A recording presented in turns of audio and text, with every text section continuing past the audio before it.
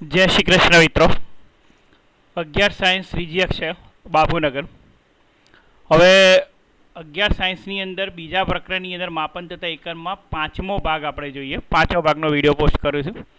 બીજા સરે પણ આગળ વિડીયો પોસ્ટ કરેલા છે, બરાબર। જો વચ્ચે વચ્ચે જે ટોપિક થોડા ઘણા રહી ગયા છે તે ટોપિકના હું વિડીયો પોસ્ટ કરી દઉં છું અને એના પછી એક પીડીએફ મોકલીશ દાખલાની અને પછી આપણે ત્રીજું ચેપ્ટર સ્ટાર્ટ કરી દઈશું, બરાબર। પેલા સાહેબ ચોથું ચેપ્ટર સ્ટાર્ટ કરશે, હું ત્રીજું ચેપ્ટર સ્ટાર્ટ કરી દઈશ।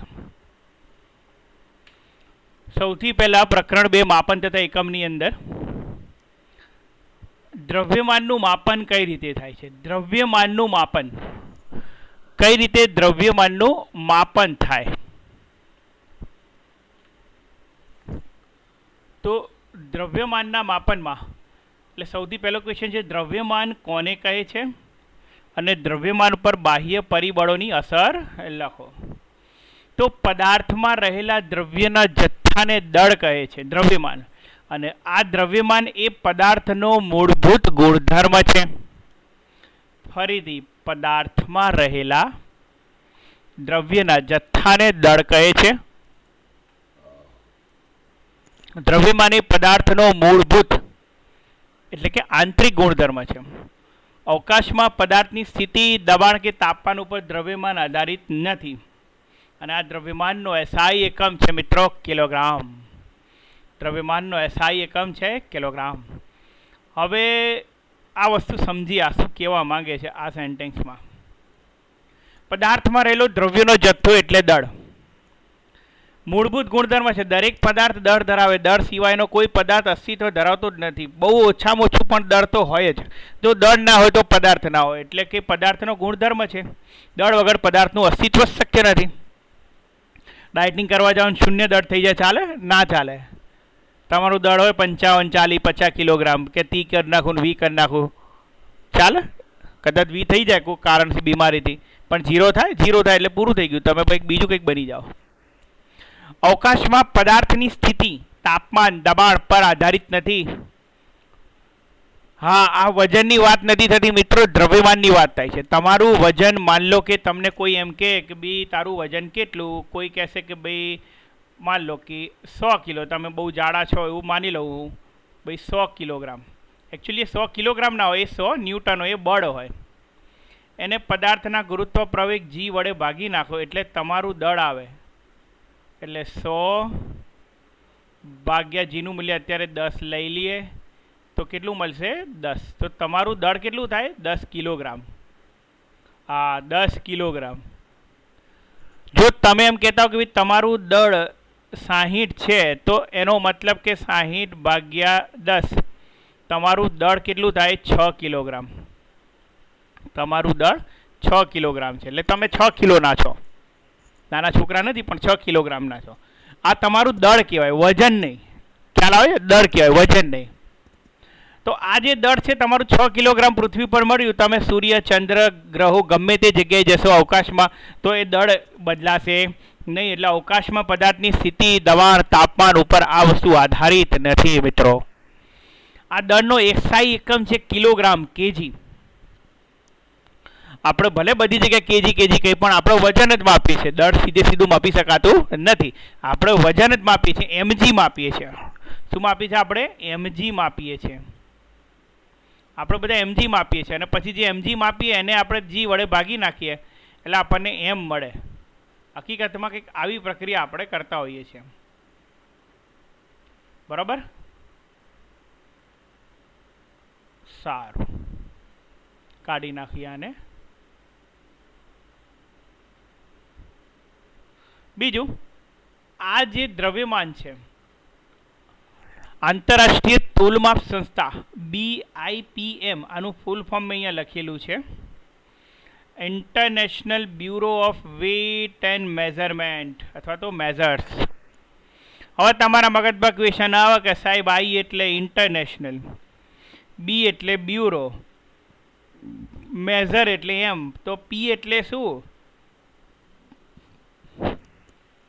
તો યાદ રાખજો, વેટની જગ્યાએ ફ્રાન્સની અંદર ફ્રેન્ચ લેંગ્વેજમાં પોઈન્ટ વપરાય છે, પોઈન્ટ, પાઉન્ડ જેવો એક શબ્દ છે, બરાબર? એટલે કે BIPM બ્યુરો ઓફ ઇન્ટરનેશનલે પોઈડે મેઝર એવો આખો એક વર્ડ બને છે, પી એવો એક વર્ડ બને છે, બરાબર.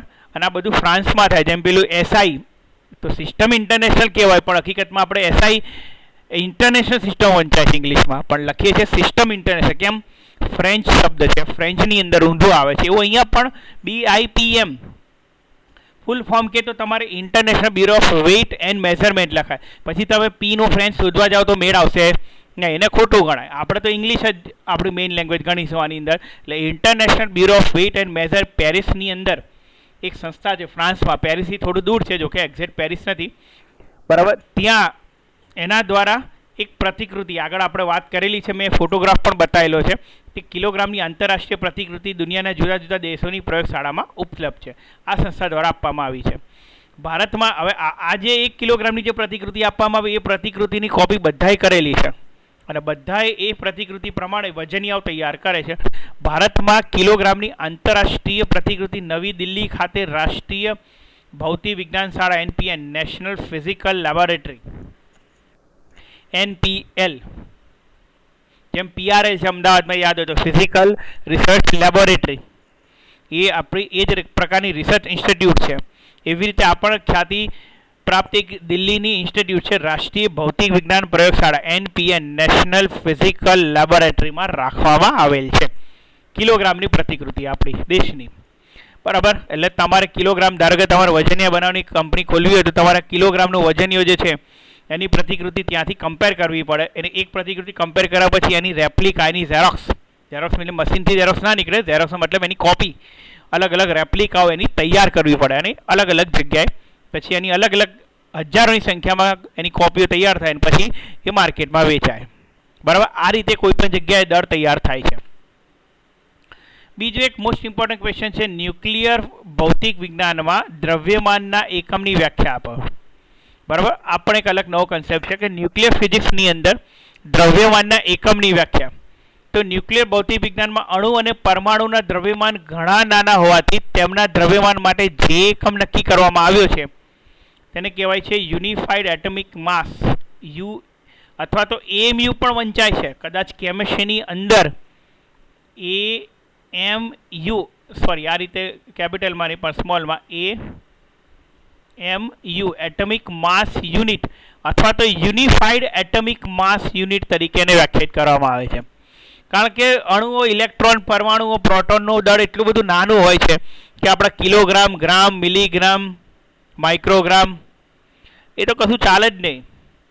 નેનોગ્રામ બી ના ચાલે, નેનો 10⁻⁹ ના ચાલે. તો પછી શું કરવું પડે આના માટે? તો આના માટે ન્યુક્લિયર ફિઝિક્સની અંદર એક બહુ જ નાનો એકમ વ્યાખ્યાયિત કરવામાં આવ્યો છે. કઈ રીતે એકમ વ્યાખ્યાયિત કરીએ છીએ મિત્રો આપણે? તો એક યુનિફાઈડ એટમિક માસ કોને કહેવાય? તો ઇલેક્ટ્રોન સહિત કાર્બન સમસ્થાનિક, કાર્બન 12ના C612, કાર્બન 6થા નંબરનું તત્વ છે કેમેસ્ટ્રી પ્રમાણે, બરાબર. તો કાર્બન 12 કહેવાય. કાર્બન 12ના એક પરમાણુનો 12મો ભાગ, એટલે 1.66 ગુણ્યા 10⁻27 કિલોગ્રામ. 1.66 ગુણ્યા 10⁻27 કિલોગ્રામ. હવે એક પરમાણુનો 1/12મો ભાગ એની વાત કરે છે. હવે આ કઈ રીતે તૈયાર થાય, બરાબર? તો કંઈક આવી મેથડ છે.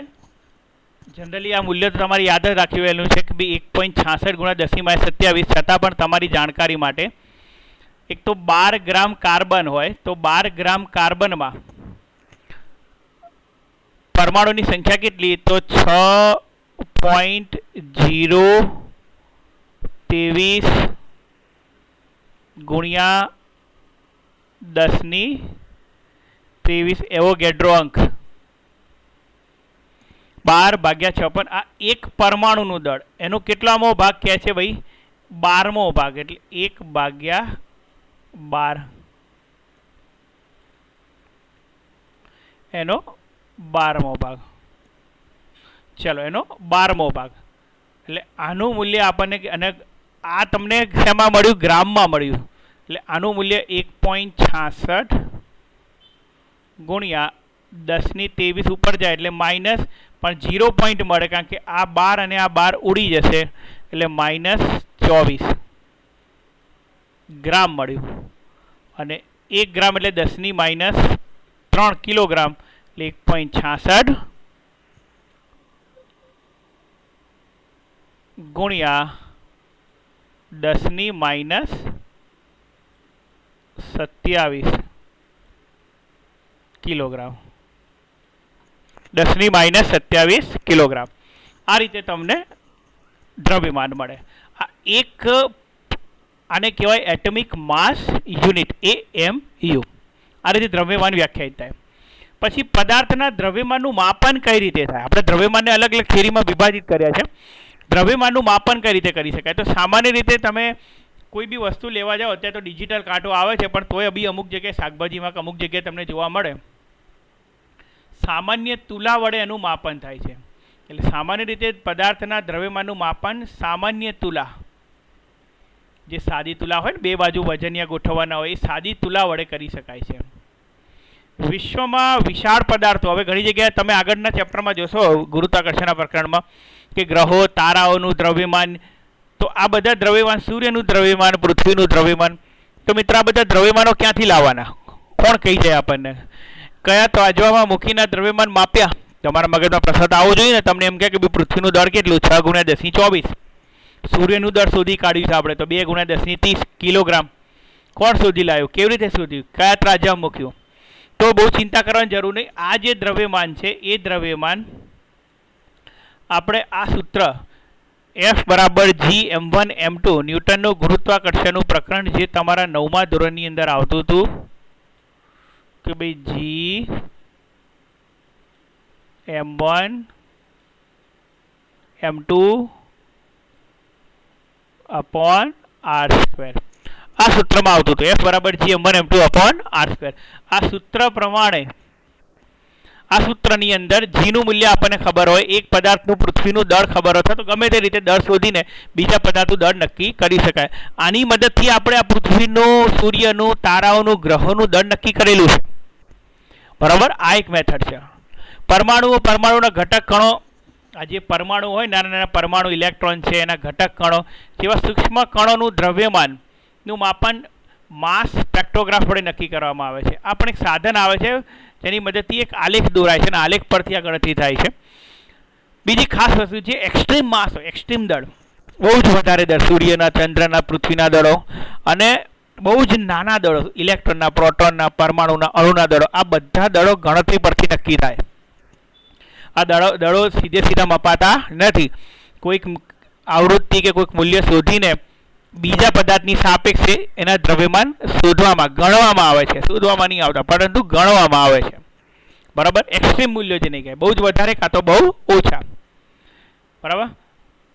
આ માસ સ્પેક્ટ્રોગ્રાફમાં શું થાય છે? તો સમાન વિદ્યુત ક્ષેત્ર અને ચુંબકીય ક્ષેત્રમાં વીજભારિત કણના ગતિમાર્ગની ત્રિજ્યા તેના દળના સમપ્રમાણમાં હોય છે. આ કન્સેપ્ટનો બહુ ચિંતા કરવાની જરૂર નહીં, યાદ રહે તો ઠીક. આનો ઉપયોગ કરીને આપણે માસ સ્પેક્ટ્રોગ્રાફની મદદથી સૂક્ષ્મ કણોનું દ્રવ્યમાન શોધી શકીએ છીએ. એટલે આ રીતે આપણે સૂક્ષ્મ કણોનું દ્રવ્યમાન શોધીએ છીએ. બરાબર? એટલે કે આપણે અલગ અલગ રીતે બહુ જ નાના એકમોનું દ્રવ્યમાન કોને કહેવાય, કઈ રીતે મપાય, પછી ન્યુક્લિયર ફિઝિક્સમાં દ્રવ્યમાનના એકમની વ્યાખ્યા, પછી પદાર્થનું દ્રવ્યમાનનું માપન કઈ રીતે થાય, તો બહુ જ મોટા દ્રવ્યમાનનું માપન એટલે કે સૂત્ર ન્યૂટનના ગુરુત્વાકર્ષણના સૂત્ર M = F²G_me, એટલે કે F = G_m1_m2/r². એમાં 1 = me લઈ લો, m1 = ને m2 = m લઈ લઈએ, તો ઉપરનું સૂત્ર આપણને મળી જાય. ફરીથી અહીંયા શું કરીશું આપણે? m1, જેમ કે m1 =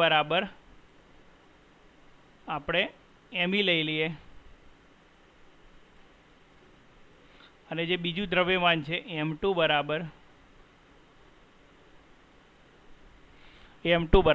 m લઈ લો, અને પછી આ એમને સૂત્રનો કર્તા બનાવી દો, એટલે તમારું કામ થઈ જાય. પડી? આ રીતે તમે કોઈ પણ પદાર્થનું દ્રવ્યમાન, જે ભારેખમ પદાર્થનું દ્રવ્યમાન અને ઓછામાં ઓછા નાનામાં નાના દળનું દ્રવ્યમાન શોધી શકો. પછી આવે છે સમયનું માપન.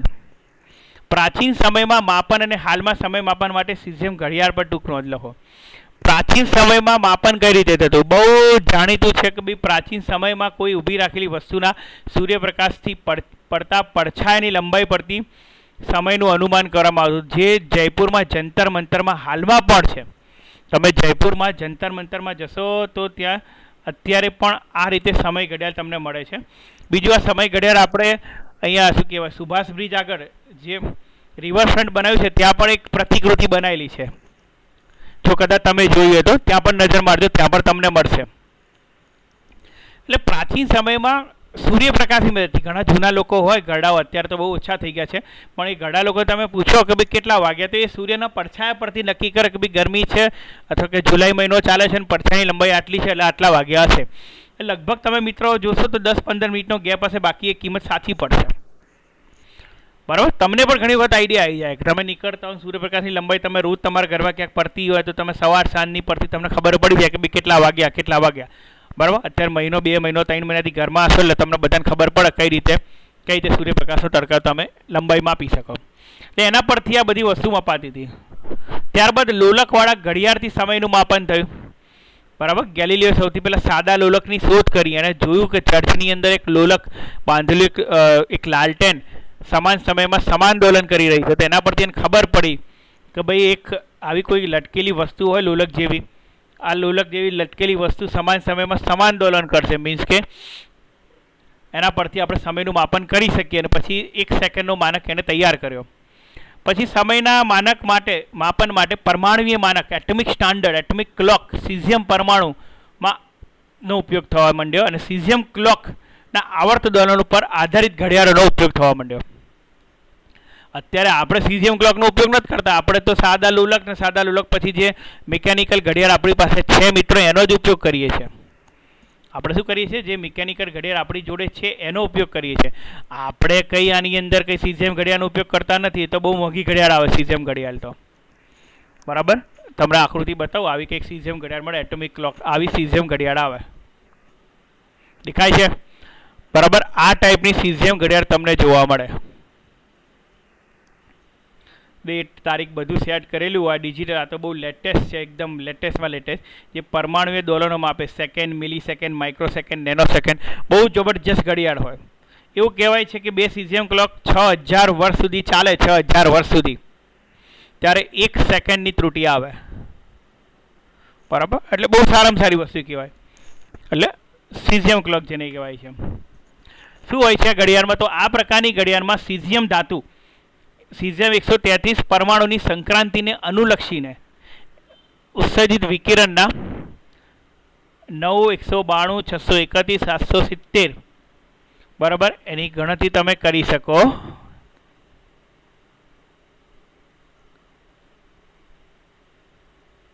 એટલે 919 કરોડ 26,31,770 ડોલરનો માટેના સમયગાળાને 1 સેકન્ડ તરીકે લેવામાં આવે છે.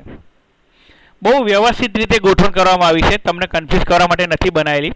બરાબર, વૈજ્ઞાનિકોની બહુ સરસ ગણતરી કરેલી છે. આટલા કરોડ 919 કરોડ 26,31,770 ડોલરનો જ્યારે પૂર્ણ થાય ત્યારે 1 સેકન્ડ આવ્યું. 1 સેકન્ડ તો તમે જો કેટલી ઝડપથી પતી જાય. 1 સેકન્ડ તમે આમને બેઠા રહો તો 1 સેકન્ડ નીકળી જાય. 1 સેકન્ડમાં સીઝિયમ 133 પરમાણુ આટલા કરોડ દોલનો પૂરા કરી નાખે. એ દોલનો માપી લીધા વૈજ્ઞાનિકોએ 1 સેકન્ડમાં થતા. અને આ પ્રકારની ઘડિયાળમાં સીઝિયમ પરમાણુના દોલનો સમયનું નિયમન કરે છે. કાંડા ઘડિયાળમાં ચક્રના પરિભ્રમણો સમજો બરાબર. કાંડા ઘડિયાળ જે તમે પહેરો છો એમાં ચક્રના પરિભ્રમણો, અને ક્વાર્ટઝ ઘડિયાળમાં ક્વાર્ટઝ ક્રિસ્ટલના દોલનો. ક્વાર્ટઝ ઘડિયાળમાં ક્વાર્ટઝ ક્રિસ્ટલના દોલનો, ક્વાર્ટઝ ઘડિયાળ પણ આવે છે, ક્રિસ્ટલના દોલનો હોય નું સમયનું નિયમન કરે છે. ઘણા કે સાહેબ મોબાઈલમાં તમારા મોબાઈલના નેટવર્કનું ટાવર એનો કંટ્રોલ કરે છે. ટાવર હોય, ટાવર પકડે એ પ્રમાણે થાય. બરાબર, એનું ટાવર એનું નિયમન કરે છે. જો ટાવર ના હોય તો પછી ઘડિયાળનો ટાઈમિંગ બદલાઈ જાય. પછી ઘણી જગ્યાએ ડિજિટલ ક્લોક મૂકેલી હોય લેટેસ્ટ મોબાઈલની અંદર. બરાબર, પણ મોટાભાગે ટાવર ઉપર આધારિત હોય. ટાવર ના પકડે એટલે મોબાઈલની ઘડિયાળ જતી રહે. સારું, સીઝિયમ એટમિક ઘડિયાળ ખૂબ જ ચોકસાઈ હોય. ચોકસાઈ એટલે તમે જોઈ શકો 931 કરોડ એટલે બહુ જબરજસ્ત ચોકસાઈ કહેવાય. ખૂબ જ ચોકસાઈ ધરાવે છે. સૈદ્ધાંતિક રીતે આવી ઘડિયાળો પોર્ટેબલ એટલે કે સરળતાથી હેરફેર કરી શકાય તેવી માનક ઉપલબ્ધ કરાવે છે. 4 સીઝિયમ ઘડિયાળો દ્વારા સમયગાળો, સેકન્ડ અને આવૃત્તિના રાષ્ટ્રીય માનક જાળવી રાખવામાં આવે છે. ભારતીય પ્રમાણભૂત સમય Indian standard time IST, GST, IST એ બધું તમે તમારા મોબાઈલની અંદર ટાઈમ સેટ કરતા ત્યારે જોતા હશો. ISTને જાળવી રાખવા માટે નવી દિલ્હી ખાતે રાષ્ટ્રીય ભૌતિક શાળા NPL નેશનલ ફિઝિકલ લેબમાં સિઝિયમ એટમિક ઘડિયાળનો ઉપયોગ થાય છે. આપણા દેશમાં સમય અને આવૃત્તિના ભૌતિક માનકોની જાળવણી અને સુધારવાની જવાબદારી NPLની છે, નેશનલ ફિઝિકલ લેબની. હવે બીજું ખાસ મહત્વની, સમયના માપનની અનિશ્ચિતતા ±1 ગુણ્યા 10⁻13 એટલે કે 10⁻13 ભાગની સુધીની મેળવી શકાય છે. બરાબર, એટલે આવી ઘડિયાળો એક વર્ષમાં 3 માઇક્રોસેકન્ડથી વધારે આગળ પાછળ થતી નથી. હવે આ વસ્તુ સમજવી હોય તો તમે એક જ કંપનીની સારામાં સારી ટાઇટનની 2 ઘડિયાળો લઈ આવો, સેલ નાખેલા, ઇનબિલ્ટ હોય, બધું રેડીમેડ હોય. એ ઘડિયાળને તમે 6 મહિના સુધી ચલાવો તો બંને ઘડિયાળમાં એકાદ સેકન્ડનો આગો પાછું થઈ જશે. આ તો શું કહે છે, એક વર્ષમાં 3 માઇક્રોસેકન્ડ, માઇક્રો એટલે 10⁶, અથવા તો હું એમ કહું 6000 વર્ષમાં. આનું કંઈક અલગ રીતે ગોઠવણ તમને સમજાવું. 6000 વર્ષમાં ખાલી 1 સેકન્ડનો જ ફેર પડે. ફરીથી 6000 વર્ષ સુધી ઘડિયાળ ચાલે તો 1 સેકન્ડ આગળ પાછળ થાય. સમયના માપનની પ્રચંડ ચોકસાઈને ધ્યાનમાં રાખીને SI એકમ પદ્ધતિમાં અંતરના એકમને મીટરને વ્યાખ્યાયિત કરવામાં આવે છે. એટલે 1 મીટરની વ્યાખ્યા પછી આ સમયની એટલી બધી ચોકસાઈ, એટલી પ્રચંડ ચોકસાઈ છે કે એને ધ્યાનમાં રાખી SI એકમ પદ્ધતિમાં અંતર કેવી રીતે મેળવવું. તો 1 મીટર કોને કહેવાય? તો 1 મીટર શૂન્યાવકાશમાં પ્રકાશે 1/299,79,24,58 સેકન્ડમાં કાપેલા અંતરને 1 મીટર કહેવાય છે. બરાબર. ઘણા કે સાહેબ આનું ઊંધું કરીએ તો ના, નહીં ચાલે. કેમ? કારણ કે 1ના છેદમાં છે એટલે એટલી નાની કિંમત હશે કે જે બી એરર આવતી હશે ને એવું ગણી શકાય. માટે 1 મીટર માટે આપણે આ સિઝિયમ ક્લોકના કન્સેપ્ટનો ઉપયોગ કરીએ છીએ. આ રીતે સમયનું પણ માપન થાય છે અને આની મદદથી આપણે મીટરનું પણ માપન કરી શકીએ છીએ. સારું, ચલો હવે આ તમારું થઈ ગયું 1 મીટર કોને કહેવાય અને શા માટે આપણે આનો ઉપયોગ કરીએ એ પણ કન્સેપ્ટ ક્લિયર થયો આપણો. અને એ જ પ્રમાણે સમયનું માપન સિઝિયમ ઘડિયાળમાં કઈ રીતે થાય છે એ પણ કહી શકીએ. સિઝિયમ ક્લોકની હમણાં આકૃતિ મેં બતાવી, એકવાર ફરી ધ્યાનથી જુઓ. બરાબર, નેટ ઉપરથી ડાઉનલોડ કરેલી છે આકૃતિ. બરાબર, તમારે કંઈ દોરોને લખવાની જરૂર નથી, ખાલી તમારે સમજવા પૂરતું કે ભાઈ આવી કંઈક સિઝિયમ ક્લોક આપણને મળે. અત્યારે પોર્ટેબલ આવે, પહેલાં બહુ લાંબી મોટી જાયન્ટ હતી, એની આકૃતિ, એની પણ ફોટો મેં મૂકવાનો હતો પણ મેં મૂક્યો નથી ફોટો એનો. પણ આવી એક પોર્ટેબલ સિઝિયમ ક્લોક આપણને મળે. હવે આગળ નેક્સ્ટ પોઈન્ટ જોઈએ તો માપનમાં ચોકસાઈ અને સચોટતા, એક્યુરેસી અને પ્રિસિશન. કોઈ બી માપન કરીએ એની તો ચોકસાઈ જોઈએ અને સચોટતા જોઈએ. હવે ચોકસાઈ કોને કહેવાય અને સચોટતા કોને કહેવાય એ ધીમે ધીમે આપણે સમજીએ. વિજ્ઞાન અને ટેકનોલોજીમાં પ્રાયોગિક કાર્યમાં મુખ્ય આધાર માપન પર રહેલો છે. કોઈ પણ ભૌતિક રાશિના માપન માટે ઉપયોગમાં લીધેલા સાધનથી માપેલા માપનમાં કેટલીક અચોકસાઈ રહે છે.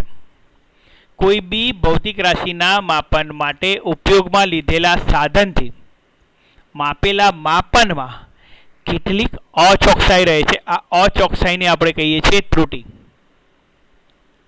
જેમ કે તમારી પાસે સાદી દેશી તુલા છે, દેશી તુલા, બરાબર, લોકો ઘણા વાપરતા ને દેશી, પેલી લોખંડની સડી ગયેલી તુલા હોય, વજનની પેલા વજન કાંટા એકદમ સડી ગયેલા હોય, કાટ લાગી ગયેલો હોય. બરાબર, એમાં તમે કંઈક શાકભાજીમાં જનરલી વધારે જોવા મળે. શાકભાજી લેવા જાઓ, તમે કહો 500 ગ્રામ, તો 500ની જગ્યાએ 450 તોલીને આપે. તો 50 ગ્રામની ત્રુટિ રહી, અને અચોકસાઈ, એ જે 50 ગ્રામની અચોકસાઈ રહી એ ત્રુટિ કહેવાય. ખબર પડી? હા, 550 મળે તોય 50 ગ્રામની ત્રુટિ કહેવાય. ભલે વધારે મળે કે ઓછી મળે, આ પણ એવું નથી કહેતું કે વધારે કે ઓછી. તમે લીધેલું માપન ચોક્કસ ના હોય, એમાં કંઈક ભૂલ હોય, અચોકસાઈ રહેલી હોય તો એને ત્રુટિ કહેવાય. ઘણા લોકોએ પેપર ખોલાયા હતા તો એકાદ માર્ક સુધર્યા તો 1 માર્કની ચોકસાઈ મળી, અચોકસાઈ હતી, એ ત્રુટિ કહેવાય. એ ત્રુટિ સુધરી એમની. બરાબર. કોઈ પણ ભૌતિક રાશિના માપનનું મૂલ્ય તે ભૌતિક રાશિના સાચા મૂલ્યની કેટલી નજીક છે. કોઈ ભૌતિક રાશિના માપનનું મૂલ્ય તે ભૌતિક રાશિના સાચા મૂલ્યની કેટલી નજીક છે તેને આપણે ચોકસાઈ કહીએ છીએ. હવે જેમ કે આપણે ગુરુત્વ પ્રવેગ જીનું મૂલ્ય આપણને બધાને ખબર છે કે ભાઈ 9.8 છે.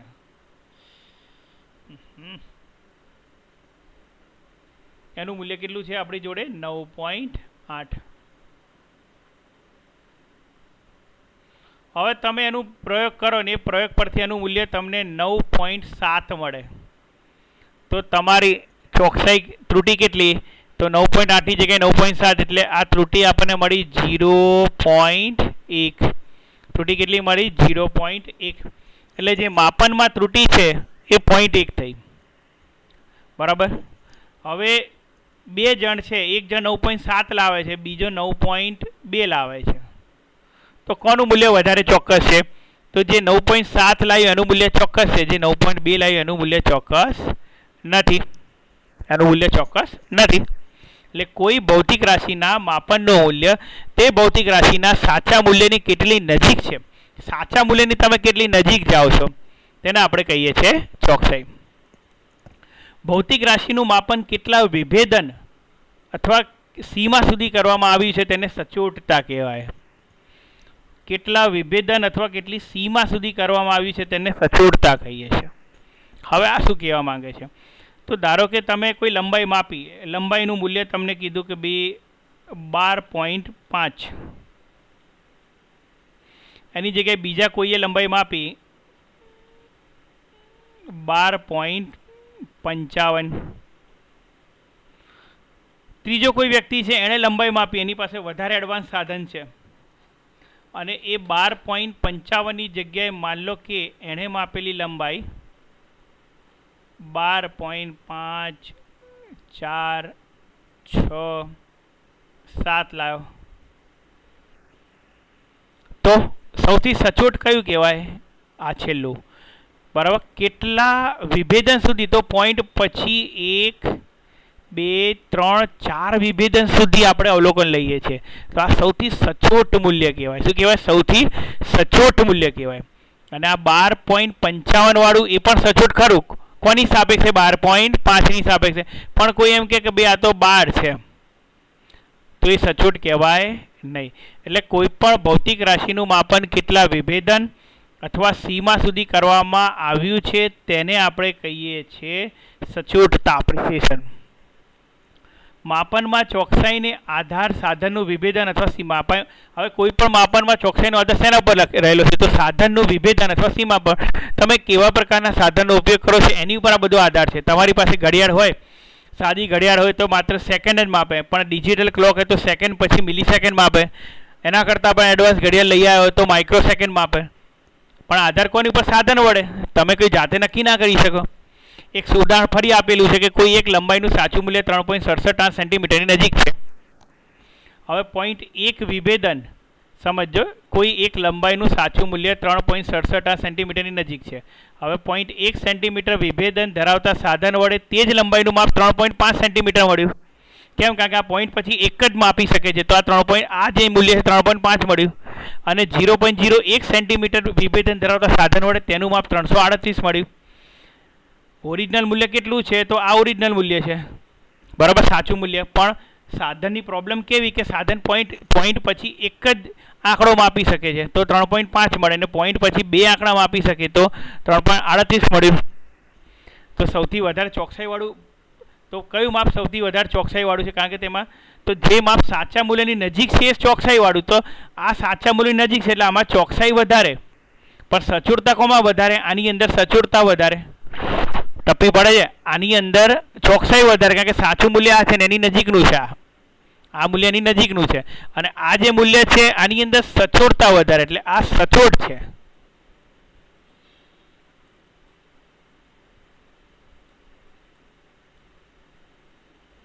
આ સચોટ છે અને આ કેવું છે? ચોક્કસ છે.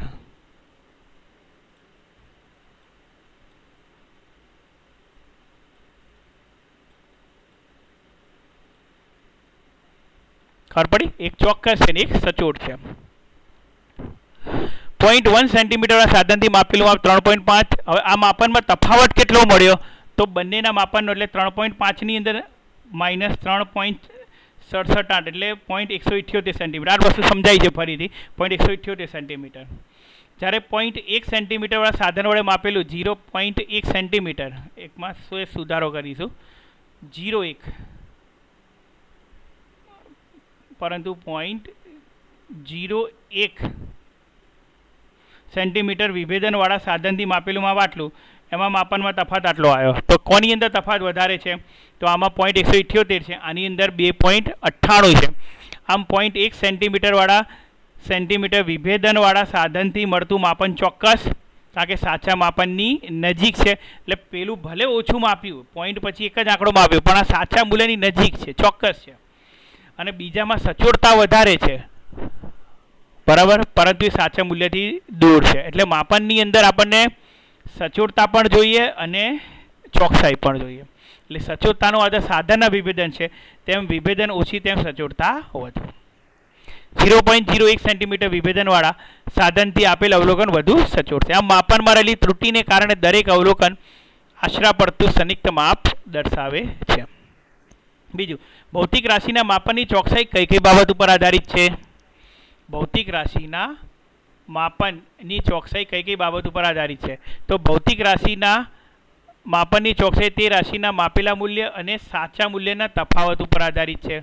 ભૌતિક રાશિના માપનની ચોકસાઈ તે રાશિના માપેલા મૂલ્ય અને સાચા મૂલ્યના તફાવત પર આધારિત છે. જેમ આ તફાવત નાનો તેમ માપનની ચોકસાઈ વધુ, અને આ તફાવત મોટો તેમ માપનની ચોકસાઈ ઓછી. ફરીથી, ભૌતિક રાશિના માપનની ચોકસાઈ તે રાશિના આપેલા મૂલ્ય અને સાચા મૂલ્ય તફાવત ઉપર આધારિત છે. સાચું મૂલ્ય, જો અહીંયા જોયું આપણે, આ સાચું મૂલ્ય અને માપેલું મૂલ્ય બંનેનો તફાવત કેટલો? 1.178. એટલે એની ઉપર આધારિત છે, તફાવત ઉપર આધારિત છે.